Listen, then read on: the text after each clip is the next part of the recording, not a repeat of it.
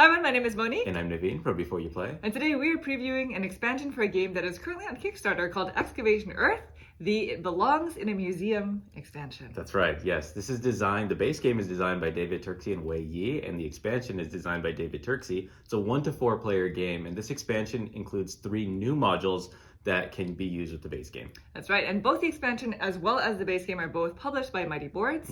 And so if you're not familiar with how the base game is played, don't worry, we're going to give a brief overview of those rules. But if you already know and love the base game and want to jump straight into the modules, then we'll include timestamps down below for you. Now, everything that you'll see here that is part of the base game is production copy, but all the components from the expansion are considered prototype, which means everything is subject to change. If you are interested in this game, there will be a link to the Kickstarter campaign down below, so feel free to check that out at your convenience. And with that, I think we're ready to begin, right? Yep. So if you'd please direct your attention to the center of the table, we're all set up here for a 2-player game of Excavation Earth. This is the base game, Excavation Earth only. And so just kind of give you the lay of the land. This game is an economic game that is set all over Earth. The Earth is no longer inhabited by humans. They're all gone. It's a grim future. Yes, it is a grim future. We've left all of our belongings all over Earth, and now the aliens have come to excavate them, to sell them for money, essentially. They know nothing about us, but they're going to learn about us. Our stuff is valuable. And so in addition to the various areas of the map here where we will be excavating artifacts, up here we have the 6 different markets where we're going to be selling these artifacts to hopeful buyers. These buyers all come from the buyer board, which is over here, and this dictates essentially the market price. The value of each of these excavated artifacts. Each player will also start the game with a hand of 9 of these cards, 6 of which are action cards that come from the action deck, and the other 3 are specifically travel cards, which we're going to be using to travel around the board. We also have our own player boards that hosts our gallery, in which we're going to be collecting samples of these artifacts to score at the end of the game. And so a game of Excavation Earth is played over the course of 3 rounds. Players are going to be taking turns, taking 2 actions each per turn until everybody has passed, and that will signal the end of a round. And so at the end of 3 rounds, it's whoever has the most points or money essentially wins. Each player has 3 different explorers, 2 of which are going to start on the main board. And these explorers are the ones that are going to be moving around the board in order for you to sell to the markets and excavate artifacts. You'll also place your 3rd one out on your first turn, so I'm just going to go ahead and place this one right here. In order for me to excavate artifacts from these different dig sites or sell to these markets, I need to place my explorers in position to do so. So the first type of action is traveling. In order for you to travel, you have to discard a card from your hand. And so if I were to discard my travel card, each of these cards shows a certain number of these fuel icons, and that's essentially how many spaces I'm allowed to move my explorers. And I can divvy them up between explorers if I'd like to.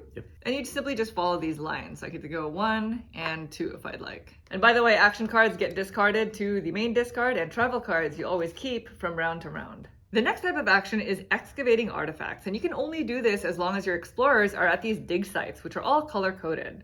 And by the way, the different colors just correspond to different regions that these artifacts are coming from. And so if I wanted to excavate one of these purple artifacts, I would have to discard a purple card from my hand, just like that.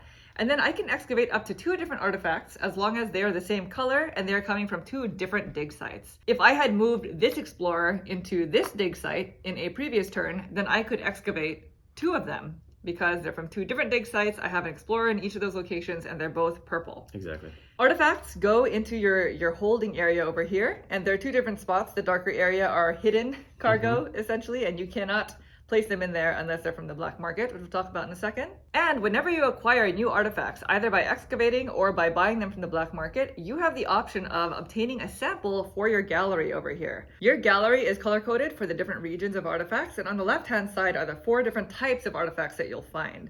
And so at the end of the game, you're going to score a certain amount of credits depending on how many samples you were able to take for each row and column. And you do this by placing your security guards, which are your cubes, into the corresponding spot. Now that I have artifacts in my hold, I'd like to prepare to sell them because that is the whole purpose of this game. We want to make some credits. And so in order for me to sell these artifacts, I need to have a trader, at least in one of these markets that I'd like to sell to, which leads us to our next action, which is the market action. So taking the market action allows us to put a trader out into a market and also supply new buyers to a market of our choice. So let's say I'm choosing this market because there is a purple buyer back there. And as long as I have an explorer on the spot that corresponds to the market I want to sell to, which is specifically this one, I can discard a card that has the same icon matching the market in order to take this action. So the first thing is you may assign a trader to that market. So you just take one of your cubes and place them literally in there. So now I'm eligible to sell to that market. Then if I'd like to, I can add a wild buyer, which are these white pawns, to the back of that line. So I guess I might as well do that. Mm-hmm.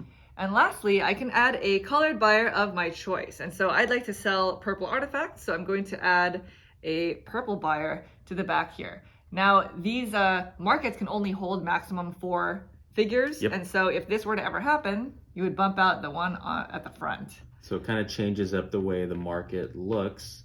And it also changes the price Yes. of these artifacts. Again, this is an economic game, and so this is where it kind of comes in. Yes. And so now that I have a trader, I am ready to sell. And that is the next type of action. Mm-hmm. When you sell, you can literally discard any card from your hand. It doesn't have to match the color or the market type. And so I'm just going to go ahead and discard that card. Now, selling allows you to sell up to 3 artifacts from your hold as long as they are all of the same color. Right. And so for each artifact that you're selling, you're allowed to choose a different market to sell to.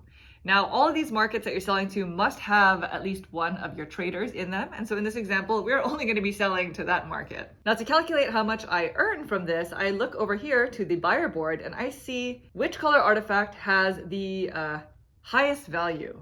And so in our current example, both purple and blue are tied for first, which means I would get 9 credits for selling purple. I would also get 2 credits per eligible buyer. And so in this example, I have 3 of them. It's 2 of the purples and this one wild for an additional 6 credits. Mm-hmm. For a total of 15 credits. Yes. Had I sold to multiple markets, then I would also receive a bonus of either 3 or 8 credits, depending on how many markets I was able to sell to. But in this example, I only sold to 1 market, which means I don't get that bonus. Afterwards, for each market that I sell to, one of my traders goes to the mothership in the corresponding spot. And now it becomes an envoy because after the actions phase of the round, we're all going to go into a scoring phase where whoever has the majority in each of these 3 spots will earn credits. And so as you can see, having traders as well as envoys are both very important for you in order to earn more credits as the game progresses. Mm-hmm. And so the next type of action, which is called the command action, allows you to place out more of them without having to take either a market or a sell action. In order to do this, you're going to discard a card matching an icon to the market that you want to command. So I can do this and put out a trader into this matching icon market, as well as place it an envoy into the matching space on the mothership. Or you can choose to recall your envoys, and in doing so, you get to take a power of one of the command cards that are in this deck. Now, if you don't want to deal with excavating or selling to the markets in the traditional way, then there is the black market, and so the next type of action is smuggling. To take this action, you discard a card from your hand that matches an icon on one of the black markets, and there are 3 of them here. And so in order for me to do this, I would have had to have an explorer on that spot, which I'm now realizing is a wrong icon. So I'd have to discard this card instead. That's right. And so doing this allows me to either buy or sell up to 2 artifacts to the black market, which is over here. If I wanted to buy artifacts, they have to come from 2 different regions, which means 2 different colors, and I have to pay whatever is listed on the tile plus 1. Mm-hmm. And in selling back to the black market, I only get the listed price, so not the plus 1. And so as you can see, throughout the round, we're going to be removing artifacts from the board as we excavate. Yep. And not all dig sites will get replenished at the start of the next round. And so in order to dictate which types of artifacts get reseeded, essentially, you can take this final action, which is called the survey action. Say I wanted to reseed the board in the next round with orange artifacts. I can take a survey action, discard this card, and actually it gets placed over here, replacing one of these cards. So say I don't want red to get reseeded. And then I would place one of my crew cubes on top of this to show that I've taken this action. Doing this allows me to take an initiative token, which bumps me up in the in turn order, essentially. Yep. And it lets me immediately seed the board with 1 orange artifact. I would draw 2 of them from the supply. One of them would get placed onto the board, and the other one I would be allowed to purchase for double its price, or I could just discard it. And then at the start of the next round, we're going to go into preparation phase, where 2 more of these orange artifacts will get placed onto the board. So this is how we dictate which artifacts reappear on our board. Yep, exactly. And so that is essentially it. That is what you can do in this game. The 8th and final action is just passing. And so once everybody's passed, the round will end. You go into that final scoring phase for the round, which has to do with the mothership. And then you prepare for the next round and do it again. At the end of 3 rounds, everybody scores their gallery, depending on how many samples you're able to take in each row and column. And then whoever has the most credits at that point wins. Now, before we talk about the new expansion, I just want to mention that everybody has their own asymmetric ability as well on their factions. So, for example, I am the Kuti Union. We're excavators. So whenever I excavate, I can excavate from my location as well as the adjacent one. Yes. And there are several of these that come with the base game, and they all do something different. There's also a solo mode for all you solo gamers out there. And so now for the new expansion, which, by the way, is expansion number 2. So it kind of picks up from where the first expansion left off. Yes, the first expansion has 4 new modules, and then the new expansion has 3 new modules. Yes, modules 5, 6, and 7. And so module number 7 actually is just 2 additional factions. So it really is just 2 modules, 5 and 6. Yep. The first module, which is module number 5, introduces these new mysterious artifacts. And so this module includes these new overlays, which you're going to be placing on the board during setup. And these are essentially areas where you can excavate these mysterious artifacts. Yep. Now, the thing with these artifacts is they are so mysterious that they're so potentially dangerous that when you excavate these, you have to assign a custodian to them by placing them directly onto the tile itself in your cargo area. You cannot sell them to the market, and you cannot sample them either, because we don't know how dangerous these things are. But the whole purpose of them is you can send them to the mothership to be analyzed when taking a command action. And this allows you to draw a reverse engineering card, which will give you an ability and points at the end of the game. This module can be incorporated by itself, or it can be used in conjunction with module number 6, which is called the Galactic Museum, which has a new board. And introduces a new type of action, which is the exhibit action. I do want to note that when playing with this specific module, you must play with module number 5 as well. Yes, that's true. When playing with the museum, you'll also have a certain number of curators in the actual museum itself. So we'll just do that as an example, or maybe we'll do this. Sure. And so to take an exhibit action, I would discard a card from my hand, and then I can place up to 2 different artifacts into the museum with that card. If I were to do 2 of them, though, one has to match the color of the card that I discarded. So I am just going to send this one artifact that I excavated. And so if you look closely, each museum tile has a certain restriction on it, either a symbol or a certain number or value. And so your artifact must match the criteria of whatever tile you're placing it in. So the symbols are the same on this space right here. So I can go ahead and place that there. And when assigning an artifact to the museum, you have to assign one of the cubes there as well as a tour guide.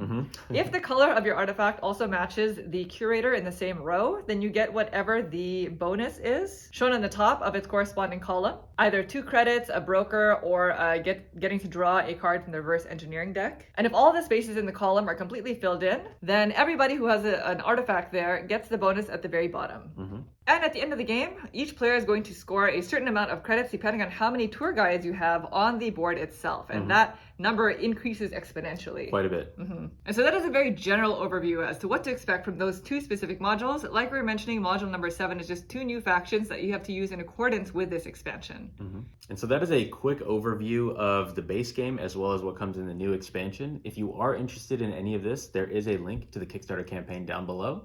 And if you have any questions, feel free to leave them in the comments and we'll try to get back to you as soon as possible. Thank you all so much for watching the video. We hope you enjoyed it. If you'd like to see more videos like this in the future, please consider subscribing. Thank you. Thank you. Bye. Bye.